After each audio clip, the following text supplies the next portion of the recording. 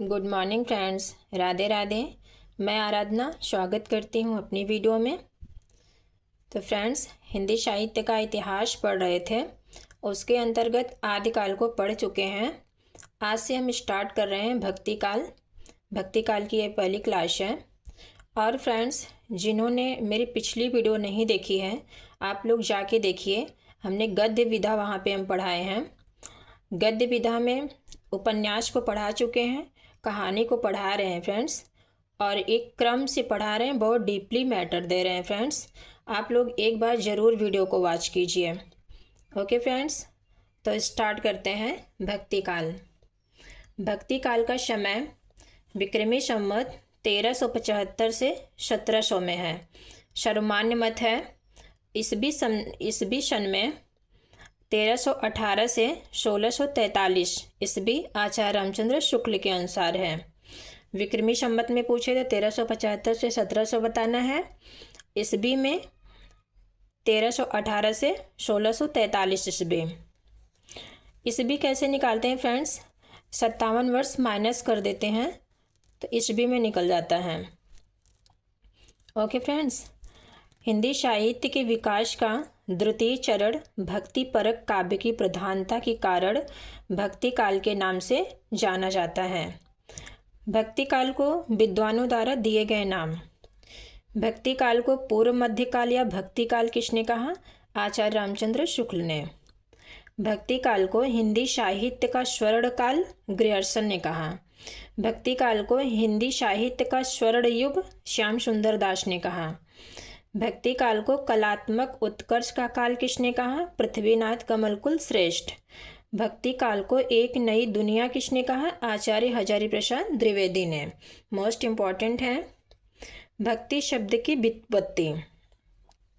Monier Williams के अनुसार भक्ति शब्द संस्कृत के भज धातु में कतिन प्रत्यय के योग से बना है, जिसका अर्थ है अपने आराध्य या उपास्य के ऐश्वर्य में भाग लेना। भक्ति की परिभाषा क्या है? यस्य देवे परा भक्ति यथा देवे तथा गुरु। ये कहाँ से है? श्वेतर उपनिषद में मिलता है। सा परा अनुरक्तीश्वरे शांडिल्य भक्ति सूत्र से है। श्रद्धा एवं प्रेम के योग का नाम भक्ति है, आचार्य रामचंद्र शुक्ल ने कहा। भगवान के प्रति अनन्यगामी एकांत प्रेम के योग का नाम भक्ति है, आचार्य हजारी प्रसाद द्विवेदी ने कहा। भक्ति शब्द का उल्लेख सबसे पहले श्वेतर उपनिषद में मिलता है। भक्ति भावना की उत्पत्ति क्या है? भक्ति की भावना सबसे पहले दक्षिण भारत यानी तमिलनाडु में उत्पन्न हुई थी। इस संबंध में श्रीमद् भागवत में निम्नलिखित श्लोक मिलता है, जिसमें भक्ति अपना परिचय देते हुए कहती है, द्रविड़े चाहम उत्पन्ना जाता कर्नाटके वृद्धि गताम क्वचित महाराष्ट्रे गुजरात्राम जीणाम गताम। ये किसकी पंक्ति है? कबीर की। दक्षिण भारत में भक्त कवियों की शाखाएं क्या क्या हैं? मोस्ट इम्पॉर्टेंट है भक्ति। दक्षिण भारत में भक्त कवियों की दो शाखाएं हैं, एक नैनार एक अलवार। नैनार और अलवार। नैनार तमिल भाषा का शब्द है और अलवार जो है वो भी तमिल भाषा का शब्द है। नैनार का अर्थ है समर्पित। नैनार का अर्थ क्या है? समर्पित। ये शिव के उपासक थे। नैनार जो थे शिव के उपासक थे और अलवार जो थे विष्णु के उपासक थे। नैनार की संख्या 63 है। नैनार का समय क्या है? 7वीं से 8वीं शताब्दी। नैनार का समय 7वीं से 8वीं शताब्दी। प्रथम नैनार अनय नैनार। मोस्ट इम्पॉर्टेंट है प्रथम नैनार कौन है? अनय नैनार। अंतिम नैनार ईशय ज्ञानियार। अंतिम नैनार ईशय ज्ञानियार। एकमात्र महिला इसमें थी करई कल्ल अम्मियार। करई कल्ल अम्मियार। ग्रंथ क्या है? नैनार का ग्रंथ पेरिय पुराण। नैनार का ग्रंथ क्या है? पेरिय पुराण। संकलन करता कौन है? नैनार के संकलन करता शेख किशार। संकलन का समय क्या है? 10वीं शताब्दी। अगर फ्रेंड्स यहाँ पे नैनार का समय पूछता है तो 7वीं से 8वीं शताब्दी बताना है, और संकलन का समय पूछता है तो 10वीं शताब्दी बताना है। मोस्ट इम्पॉर्टेंट है, ध्यान देना है यहाँ पे। अलवार, अलवार तमिल भाषा का शब्द है। अलवार का अर्थ है मग्न, ईश्वर में लीन। अलवार का अर्थ क्या है? मग्न, ईश्वर में लीन। और यहीं पे नैनार का अर्थ है समर्पित। ये विष्णु एवं उसके अवतारों के उपासक थे। हमने बताया ना, नैनार किसके उपासक थे? शिव के, और अलवार विष्णु के। अलवार का समय 9वीं शताब्दी। अलवार का समय क्या है? 9वीं शताब्दी। अलवार की संख्या 12 है। अलवार की संख्या 12 है और नैनार की संख्या 63 है। प्रथम आलवार मोयंग आलवार। प्रथम आलवार मोयंग आलवार। इनका संस्कृत नाम क्या है? शोरो योगीन। शोरो योगीन। अंतिम आलवार तिरौम गय आलवार। तिरौम गय आलवार। संस्कृत नाम क्या है? तिरौम गय आलवार का संस्कृत नाम है परकाल। इसमें एकमात्र महिला थी अंडाल। आलवार में जो महिला थी आंडाल थी, और इसमें नैनार में जो महिला थी करई कल्ल अम्मयार थी। ओके फ्रेंड्स, आगे देखते हैं। आलवार एकमात्र महिला अंडाल थी। सबसे प्रसिद्ध प्रथम राम भक्त या प्रथम कृष्ण भक्त कौन था? नम्य आलवार, जिसे षटकोप कहा जाता है। षटकोप के नाम से जाना जाता है। षटकोप संस्कृत नाम है। आलवार में पदों का संग्रह किसने किया? आलवार में पदों का संग्रह नलियार दिव्य प्रबंधम से है। पदों की संख्या कितनी है? आलवार में पदों की संख्या 4000 है और भाग 4 हैं। संकलन करता मुनिरंगनाथ। संकलन का समय 10वीं शताब्दी। भक्ति आंदोलन के उदय के कारण मोस्ट इम्पॉर्टेंट है।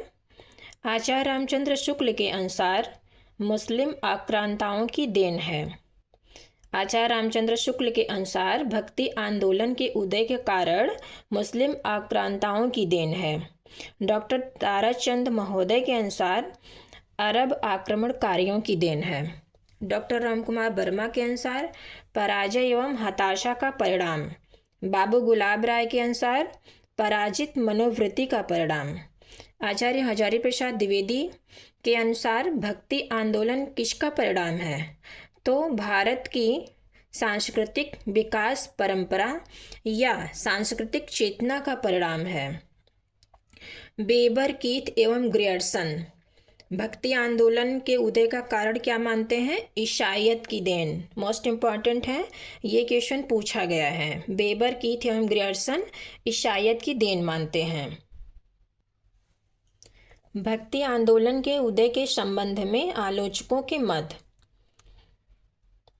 अपने पौरुष से हताश जाति के लिए भगवान की शक्ति और करुणा की ओर ध्यान ले जाने के अतिरिक्त दूसरा मार्ग ही क्या था?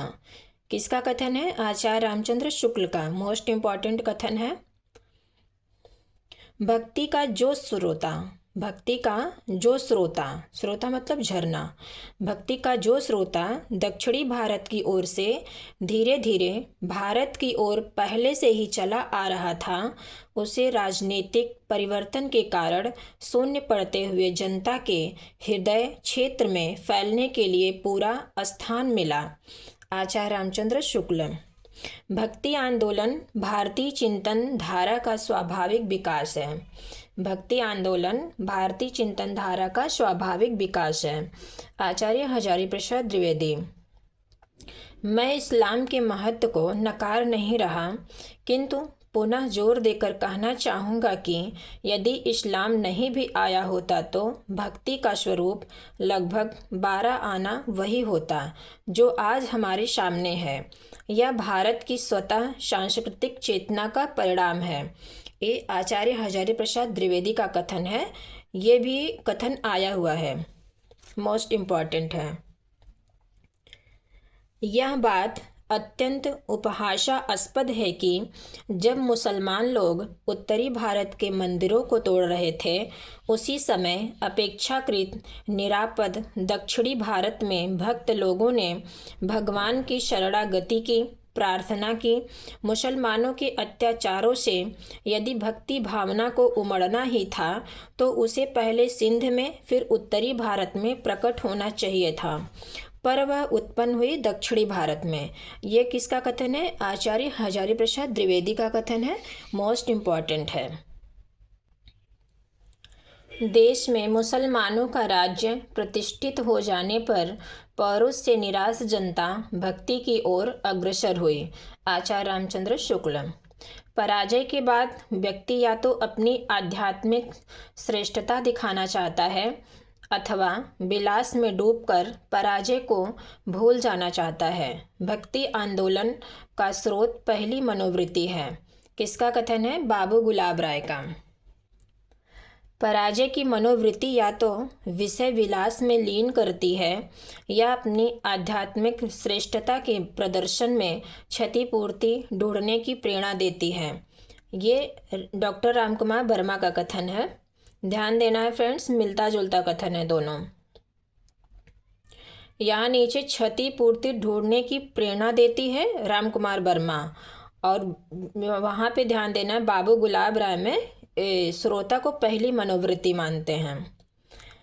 अगला कथन है, ईसा की 3री शताब्दी में कुछ ईसाई मद्रास आकर बस गए थे। ईसा की 3री शताब्दी में कुछ ईसाई मद्रास आकर बस गए थे, जिनके प्रभाव से भक्ति भावना का उदय हुआ। भक्ति आंदोलन ईसाईयत की देन है। ग्रियर्सन। भक्ति आंदोलन को ईसाईयत की देन किसने माना? ग्रियर्सन ने। भक्ति की जयंतियां मनाने की प्रथा ईसाई मत के फलस्वरूप आरंभ हुई और इसी से भक्ति का जन्म हुआ। इसी से भक्ति आंदोलन का जन्म हुआ। बेबर। हिंदुओं में मुसलमानों से लोहा लेने की शक्ति नहीं थी। इस असहाय अवस्था में उनके पास ईश्वर से प्रार्थना करने के अतिरिक्त अन्य कोई साधन नहीं था। Doctor Ramkumar Verma. Most important कथन है। अगला कथन है, बिजली की चमक के समान अचानक समस्त पुराने धार्मिक मतों के अंधकार के ऊपर एक नई बात दिखाई दी। कोई हिंदू यह नहीं जानता कि यह बात कहाँ से आई और कोई भी उसके प्रादुर्भाव के कारण निश्चित नहीं कर सकता। ग्रियर्सन। जिस युग में कबीर जैसे सुप्रसिद्ध कवियों द्वारा महात्माओं की दिव्य वाणी उनके अंतःकरणों से निकलकर देश के कोने कोने में फैली, उसे साहित्य के इतिहास में सामान्यतः भक्ति युग कहते हैं। निश्चित ही वह हिंदी साहित्य का स्वर्ण युग था। श्याम सुंदर दास। भक्ति काल की पृष्ठभूमि। राजनीतिक स्थिति। केंद्रीय सत्ता का अभाव था। हिंदू राजाओं के पतन का काल है। मुस्लिम शासकों की कट्टरता का काल है। राजागढ़ अपने छोटे से क्षेत्रों को ही देश समझते थे। व्यापक राष्ट्रीय भावना का अभाव था इसमें। सामाजिक स्थिति में क्या था? हिंदू मुस्लिम वैमनस्य समाज। हिंदू मुस्लिम में वैमनस्य था। समाज उच्च एवं निम्न 2 वर्गों में विभक्त था। जाति प्रथा एवं वर्ण व्यवस्था का बोलबाला था। धार्मिक स्थिति में क्या था? बाह्य आडंबरों का बोलबाला था। हिंदू धर्म विविध मतांतरों में विभक्त हो गया था। अंधविश्वासों का प्रचलन था। इस्लाम का प्रभाव था धार्मिक स्थिति में। सांस्कृतिक स्थिति। बाल विवाह का प्रचलन था। बहुविवाह की प्रथा भी था इसमें। हिंदू मुस्लिम संस्कृतियों में समन्वय होने लगा था सांस्कृतिक स्थिति में। आर्थिक स्थिति की पृष्ठभूमि क्या है? कृषि एवं पशुचारण अर्थव्यवस्था के मूलाधार थे। जनता पर करों का भार अत्यधिक था। आगे देखेंगे, विभिन्न क्षेत्रों में भक्ति आंदोलन के नेतृत्वकर्ता। मोस्ट इम्पॉर्टेंट है। भक्ति आंदोलन के नेतृत्वकर्ता में उत्तरी भारत में रामानंद थे। उत्तरी भारत में रामानंद थे। बंगाल में भक्ति आंदोलन के नेतृत्वकर्ता चैतन्य महाप्रभु थे। असम में शंकरदेव थे। और महाराष्ट्र में वारकरी संप्रदाय। वारकरी के अंतर्गत पुंडलिक आते हैं, संस्थापक थे इसके। वारकरी संप्रदाय के संस्थापक पुंडलिक। पुंडलिक के अंतर्गत नामदेव हैं, ज्ञानदेव हैं, एकनाथ, तुकाराम। इधर उड़ीसा में पंचशखा थे। मोस्ट इम्पॉर्टेंट है। भक्ति आंदोलन का नेतृत्वकर्ता उड़ीसा में पंचशखा हैं। बलराम दास थे, अनंत दास, यशोवंत दास, जगन्नाथ दास, अच्युतानंद दास। ये 5 लोग थे।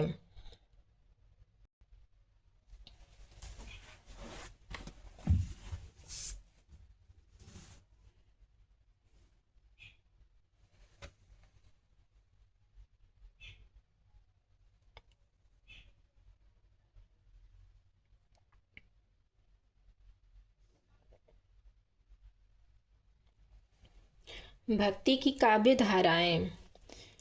भक्ति की काव्य धाराएं निर्गुण भक्ति, सगुण भक्ति। निर्गुण भक्ति के अंतर्गत ज्ञानाश्रयी शाखा, संत काव्य धारा और प्रेमाश्रयी शाखा, सूफी काव्य धारा। तो ज्ञानाश्रयी संत काव्य धारा के प्रवर्तक कबीर थे और सूफी काव्य धारा के प्रवर्तक मुल्ला दाऊद। सगुण भक्ति के अंतर्गत राम भक्ति शाखा और कृष्ण भक्ति शाखा। राम भक्ति शाखा के प्रवर्तक रामानंद, कृष्ण भक्ति शाखा के प्रवर्तक वल्लभाचार्य। आगे देखेंगे निर्गुण काव्य धारा। जिन भक्त कवियों ने ईश्वर को निराकार, निर्गुण, निरंजन, अलख, अनादि, अनंत मानकर काव्य रचना की, उनके द्वारा रचित काव्य को निर्गुण काव्य धारा के नाम से जाना जाता है। निर्गुण काव्य धारा का मूल या आदि स्रोत श्वेताश्वेतर उपनिषद से है। निर्गुण काव्य धारा को निम्नलिखित 2 भागों में विभक्त किया जा सकता है। यह हमने बताया ऊपर, ज्ञानाश्रयी या संत काव्य धारा, प्रेमाश्रयी या सूफी काव्य धारा। ज्ञानाश्रयी या संत काव्य धारा। ज्ञानाश्रयी के प्रवर्तक आचार्य रामचंद्र शुक्ल हैं और संत काव्य धारा के रामकुमार वर्मा। ये भी पूछा जा सकता है। जिन भक्त कवियों ने ज्ञान को ही ईश्वर प्राप्ति का एकमात्र माध्यम मानकर काव्य रचना की, उनके द्वारा रचित काव्य को ज्ञानाश्रयी या संत काव्य धारा के नाम से जाना जाता है। ज्ञानाश्रयी काव्य धारा की प्रवृत्तियाँ या विशेषताएं मोस्ट इम्पॉर्टेंट हैं। ईश्वर के निर्गुण निराकार रूप की उपासना। दशरथ सुत कबीर की पंक्ति हैं, दशरथ सुत तिहु लोक बखाना, राम नाम का मरम है आना। कबीरदास की पंक्ति है, जाके मुँह माथा नहीं, ना है रूप कुरूप, पुहूप बास ते पातरा, ऐसा तत्व अनूप। कबीर की पंक्ति हैं, पार ब्रह्म के तेज का कैसा है उन्मान, कहिबे को शोभा नहीं, देखा ही परिणाम। एक ईश्वरवाद का समर्थन। भाई रे दुई जगदीश कहाँ ते आया, भाई रे दुई जगदीश कहाँ ते आया, पांडे तने कवन भर माया। कबीरदास की पंक्तियाँ मोस्ट इम्पॉर्टेंट हैं, पूछ सकता है। हम तो एक कर जाना, दोई कहे तीन्ह को, दो जख निज नाहिन पहचाना। अद्वैतवाद का समर्थन। इसके प्रवर्तक अद्वैतवाद के प्रवर्तक कौन है? शंकराचार्य। अद्वैतवाद का समर्थन, ईश्वर व आत्मा एक ही है। जल में कुंभ है, कुंभ में जल है, बाहर भीतर पानी, फोटा कुंभ जल जल ही समाना। प्राणी ही ते हिम भया, हिम हवे गया विलाय, जो कुछ था सोई भया, अब कछ कहा न जाए। अनुक्ति अलंकार है यहाँ पे। बाह्य आडंबरों का विरोध। कबीर की पंक्तियाँ हैं। जपमाला छापा तिलक, जपमाला छापा तिलक, सरो न एको काम, मन काचे नाचे वृथा, साचे राचे राम। पाहन पूजे हर मिले, तो मैं पूजू पहाड़, ताते या चाकी भली, पीस खाए संसार। काकर पाथर जोर के मस्जिद लई चुनार, ता नदी मुल्ला बाग दे, ता चढ़ी मुल्ला बाग दे, बहरा हुआ खुदाए। उलटबासियों का प्रयोग सिद्धों से ग्रहण की है। एक अचंभा देखा रे भाई, ठाढ़ा सिंह चरावे गाय, पहले पूत पाछे माई। ये भी उलटबासी है। आकाश से औधा कुआं, पाताले पनिहारी, उलटबासी है। वर्ण व्यवस्था एवं जाति प्रथा का विरोध। जो तू ब्राह्मण बाह्मण जाया, आन बाट हवे क्यों नहीं आया। आगे देखेंगे रहस्यवादिता। रहस्यवादिता में भावात्मक एवं साधनात्मक दोनों तरह की रहस्यवादिता है। भावनात्मक मतलब प्रेम के माध्यम से जो ईश्वर को जानने का प्रयास है वो भावात्मक है, और साधनात्मक में योग साधना के माध्यम से जो ईश्वर को जानने का प्रयास है वो साधनात्मक है, साधना करके सिद्धि करके। ओके, आगे देखेंगे। दुल्हन गावों मंगलाचार, हम घर आए हो राजा राम भरतार। यहाँ पे देखो भावात्मक रहस्यवाद है। हाँ, मछरी रूखा चढ़े, यहाँ पे साधनात्मक रहस्यवाद है। रूखा मतलब ब्रह्म। सिद्धों व नाथों में साधनात्मक रहस्यवाद है। सिद्धों और नाथों में साधनात्मक रहस्यवाद है। सूफियों में भावात्मक रहस्यवाद है। संतों में साधनात्मक व भावात्मक दोनों है। राम भक्ति एवं कृष्ण भक्ति शाखा में भावात्मक रहस्यवाद है। सदुक्कड़ी भाषा का प्रयोग। सदुक्कड़ी भाषा की विशेषताएं हैं। सपाट बानी, कई भाषाओं के शब्दों का मिश्रण। किसने कहा? राम गोपाल शर्मा दिनेश के अनुसार है। राम गोपाल शर्मा दिनेश के अनुसार सपाट बानी, कई भाषाओं के शब्दों का मिश्रण, कुछ स्पष्ट कुछ अस्पष्ट। माया मोह की निंदा, माया दीपक नर पतंग, भ्रमे भ्रमे एव पड़ंत। यहाँ पे पारंपरिक रूपक अलंकार है। कहें कबीर गुरु ज्ञान ते, एक आध उबरंत। यहाँ पे मोह माया की निंदा की गई है। गुरु को ईश्वर की तुलना में ऊंचा स्थान। गुरु गोविंद दो खड़े, काकी लागू पाए, बलिहारी गुरु आपने, गोविंद दियो बताए। अधिकांश संत कवि दलित वर्ग से एवं गृहस्थ थे। गृहस्थों के प्रति आदर भाव, घरेलू एवं दार्शनिक प्रतीकों का भरपूर प्रयोग, ब्रह्म सत्य जगत मिथ्या, इस मान्यता का समर्थन है। हिंदू मुस्लिम एकता पर बल, सहज जीवन पर बल, अवतारवाद का खंडन किया गया है इसमें। शास्त्रीय ज्ञान की अपेक्षा अनुभव पर आधारित ज्ञान को महत्व दिया गया है। समाज सुधार की भावना है। लोक हित के लिए काव्य रचना, कला पक्ष की अपेक्षा भाव पक्ष पर बल है। संत काव्य धारा का प्रवर्तक। संत काव्य धारा के प्रवर्तक आचार्य रामचंद्र शुक्ल, हजारी प्रसाद द्विवेदी एवं राम स्वरूप चतुर्वेदी के अनुसार कबीरदास हैं।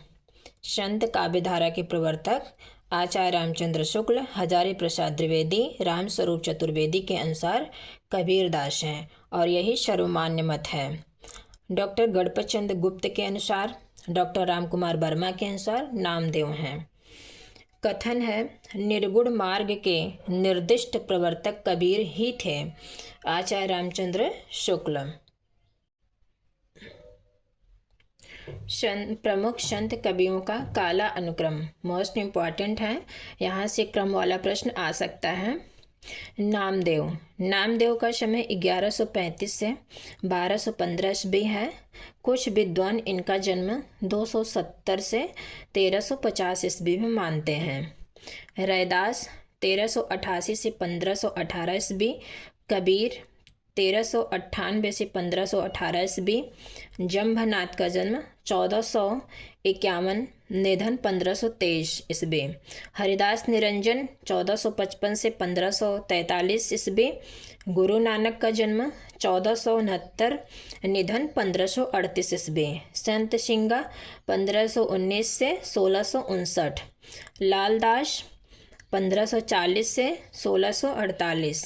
दादू दयाल 1544 से 1603। रज्जब 1567 से 1689। मल्लुकदास 1574 से 1682। बाबालाल 1590 से 1655।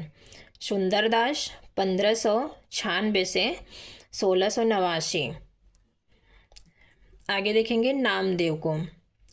नामदेव का जन्म 1135 ईस्वी नरसी बमनी शतरा महाराष्ट्र में हुआ था। निधन 1215 ईस्वी में हुआ था। नामदेव के गुरु विशोबा खेचर या खेचरनाथ थे। मोस्ट इम्पॉर्टेंट है, पूछा गया प्रश्न है। नामदेव के गुरु कौन है? विशोबा खेचर या खेचरनाथ। ये वारकरी संप्रदाय से संबंधित थे। ये आरंभ में सगुण के उपासक थे, बाद में ज्ञानेश्वर के प्रभाव से निर्गुण के उपासक बन गए।